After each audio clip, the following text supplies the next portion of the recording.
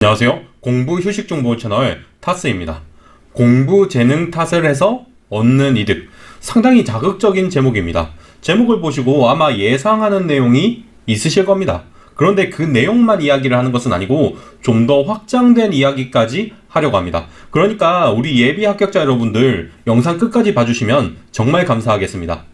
일단 여러분이 제목만 보고 예상할 만한 그런 내용부터 이야기하겠습니다. 저한테 이메일이나 댓글 남기시는 것들을 보면 종종 재능에 대해서 이야기를 하시더라고요. 너는 재능이 있으니까 10회독이든 뭐든 한 거 아니냐. 나는 재능이 없어서 열심히 해도 성적이 잘 안 오른다. 그리고 재능이 있어야 어떤 공부건 성과를 낼 수 있다. 일단 이런 생각을 하시는 분들이 의도했건 의도하지 않았건 어떤 이득을 얻어가는 것 같습니다. 재능 탓을 하면 당장 여러분은 아주 큰 이득을 얻을 수 있습니다.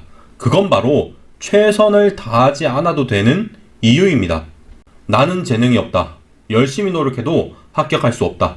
그러니까 지금 정말 죽어라 공부를 해도 성적이 안 오르니 그냥 그만둘래. 왜냐하면 해도 어차피 안 될 거니까.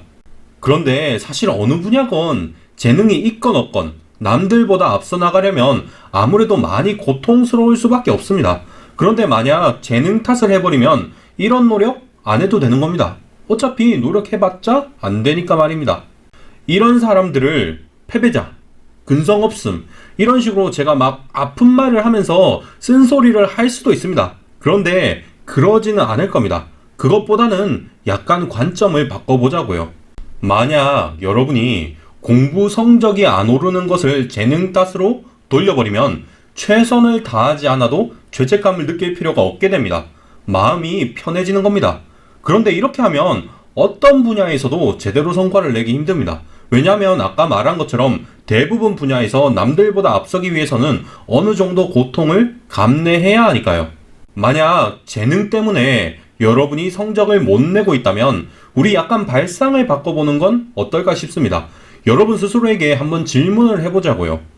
합격을 위해서는 재능이 필요하다. 그렇다면 어떤 재능이 필요할까요?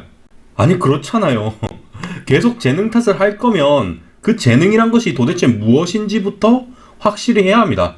예를 들어 끈기가 있어야 합격한다. 아니면 암기력이 뛰어나야 한다. 그것도 아니면 이해력이 좋아야 한다 등등 여러 가지가 가능합니다.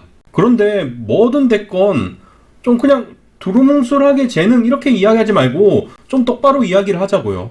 도대체 무슨 재능이 합격에 필요할까요? 사실 이건 입증하기 힘듭니다. 사실은 재능 탓을 하시는 분들이 말하는 재능이라는 것은 사후적이고 개별적인 개념입니다. 이게 무슨 뜻이냐면 합격하기 전까지는 아무도 알 수 없고 사람마다 다 다르다는 뜻입니다. 어떤 사람은 암기력이 좋아서 합격했을 겁니다. 그런데 그건 그 사람이 합격했기 때문에 그렇게 이야기할 수 있는 겁니다. 암기력은 별로지만 끈기로 합격한 사람이라면 끈기가 곧 재능이라고 말할 겁니다. 그러면 재능이 사후적, 개별적 개념이라는 게 무슨 가치가 있냐고 물어보실 수 있습니다. 그러면 저는 여러분의 공부 방향과 연관되어 있다고 말씀드릴 수 있을 것 같습니다. 어떤 재능이 합격에 필수적인지 아무도 입증할 수 없고 입증하더라도 그게 여러분에게는 해당되지 않을 수 있습니다. 그러면 어떤 재능이 가장 중요한지 여러분이 정하는 겁니다. 그리고 그 능력을 개발하기 위해 노력하세요.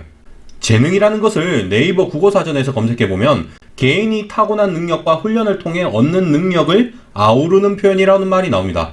합격에 어떤 재능이 필요한데 그게 나한테는 없다. 그러면 수험 기간 동안 그 능력을 훈련하고 개발하겠다고 생각해보세요.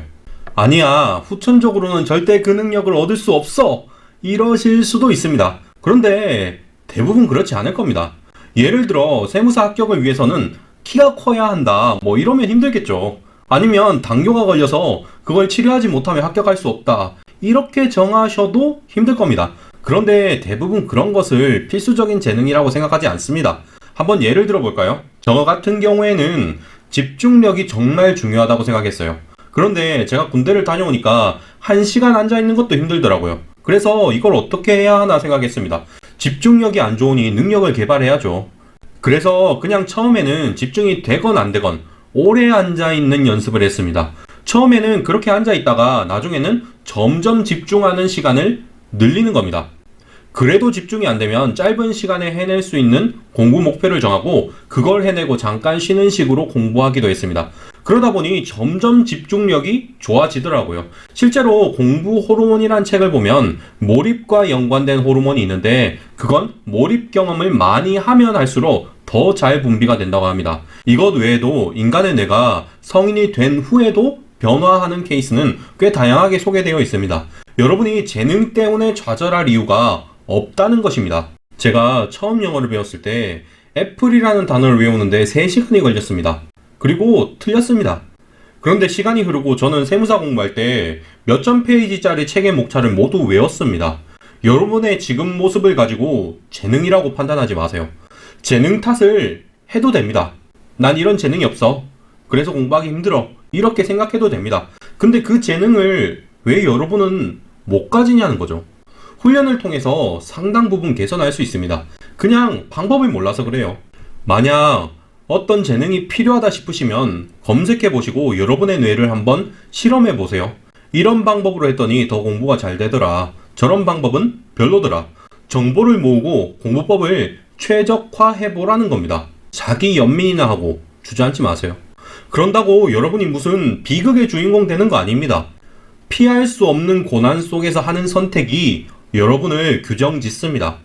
불쌍한 사람이 되고 싶어서 안달난 핑계쟁이일 수도 있고 한계에 도전하고 긍정적인 방향으로 변해가는 인간일 수도 있습니다. 무엇이건 여러분의 선택에 따라 달라지는 겁니다.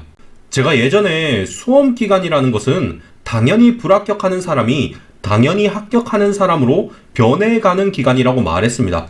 이 말이 무슨 뜻인지 잘 생각해 보시고 여러분 자신을 긍정적으로 바꾸는 공부를 했으면 좋겠습니다. 이상으로 영상을 마치겠습니다. 예비 합격자 여러분 시청해 주셔서 감사합니다.